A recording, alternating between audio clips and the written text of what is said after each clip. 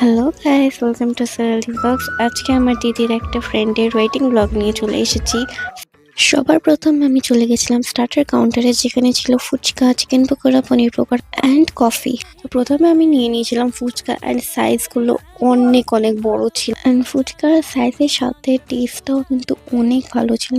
আমি অনেক কটা ফোনে ফুচকা খেয়ে নিয়েছিলাম। ফুচকা খাওয়ার পরেই আমি চলে গিয়েছিলাম লাইম সোডা কাউন্টারে, নিয়েছিলাম লাইম সোডা একটা পনির পকোড়া। সো ব্রাইডের সাথে দেখা করেই চলে এসেছিলাম মেইন কোর্সে, অ্যান্ড মেনুটা তোমরা পজ করে পড়ে নিও।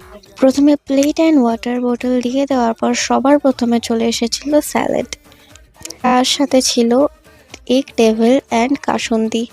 অ্যান্ড কাসুন্দি এগ টেবিলটা দারুণ দিতে হয়েছিল। অ্যান্ড এটা খাওয়ার পরে আমাদের প্লেটে চলে এসেছিল কড়াইশুটির কচুরি অ্যান্ড কিমা চানা। আমি পরে ভেজ চানাও নিয়ে নিয়েছিলাম, কারণ আমি কিমা চানাটা খাই না। তারপরে দিয়ে দিয়েছিল sauce topper fried rice and chilli chicken. আমি ভেজ চানা দিয়ে ফ্রাইড রাইসটা ট্রাই করেছিলাম। তারপর দিয়ে দিয়েছিল এঁচোড় আলুর তরকারি অ্যান্ড মাছের ঝোল। মাটনটা আমি যেহেতু খাই না, ওর জন্য মাটনটা আমি আমার দিদির একটা ফ্রেন্ডের প্লেট থেকে শ্যুট করে নিয়েছিলাম, অ্যান্ড ওটা একটা নাল্লি পিস ছিল। সবকটা খাবারই এখানে অনেক ভালো ছিল। তারপর দিয়ে দিয়েছিল পাঁপড়, চাটনি, মিষ্টি।